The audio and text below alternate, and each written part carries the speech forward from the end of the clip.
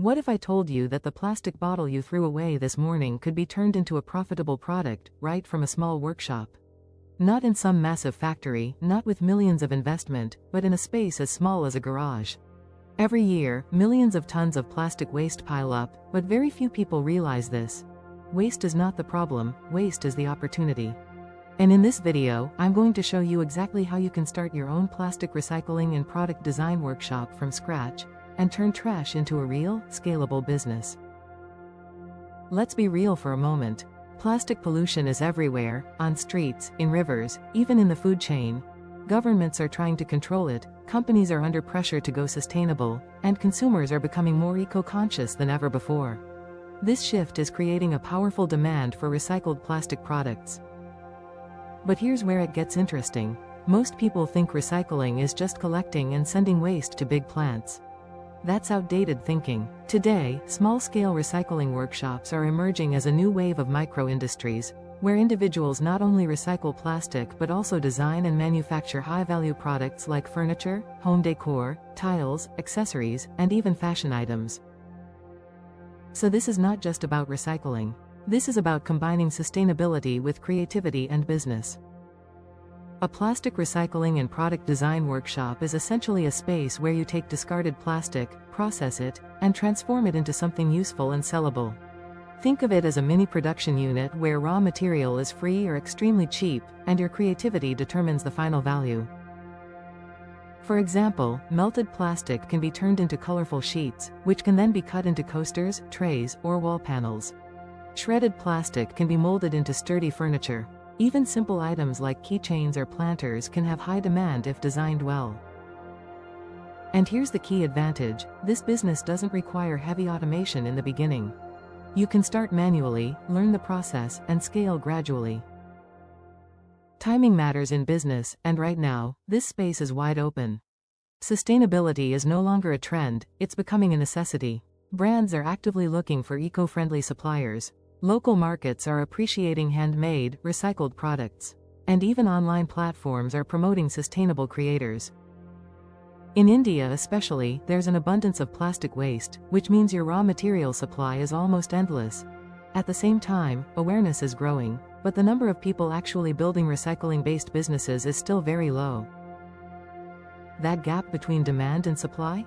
That's your opportunity. Also, governments and organizations are starting to support such initiatives through grants, training programs, and collaborations. So you're not just building a business, you're stepping into a space that's gaining momentum globally. Before we go into the how, you need to understand one important thing. This is not a get-rich-quick model. This is a build and grow business. You'll be working with machines, experimenting with materials, learning design, and figuring out what sells. But if you approach it with the right mindset, seeing problems as design challenges and waste as raw material, you can create something truly unique. This business rewards creativity, consistency, and innovation.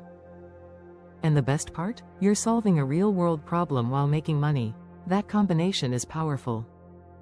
Now let's get practical. Not all plastic is the same, and this is where most beginners make mistakes. If you want your workshop to actually work, you need to understand which plastics you can use. The most commonly used types for small-scale recycling are HDPE, LDPE, and PP. These are found in everyday items like milk bottles, shampoo containers, plastic bags, and food containers. These plastics melt at manageable temperatures and are relatively safe to work with. On the other hand, plastics like PVC and PET can be tricky or even harmful if processed incorrectly. So in the beginning, it's smart to stick with a few types, learn how they behave, and build consistency in your output. A simple habit that will help you massively is sorting your plastic properly. Clean it, separate it by type and color, and remove labels or contaminants. The quality of your final product depends heavily on how well you prepare your raw material. Now let's talk about the core of your workshop, the machines. The good news is, you don't need a huge industrial setup to start. A basic workshop can begin with just 3 essential machines. First, a shredder. This machine breaks plastic into small pieces, making it easier to process. Second, a heating or extrusion unit, which melts the plastic. And third, molds or presses that shape the melted plastic into products. You can either buy these machines, build them yourself if you're technically inclined, or even collaborate with local fabricators to reduce costs. Many open-source designs are available online, making it easier than ever to get started on a budget. As for space, you don't need anything fancy.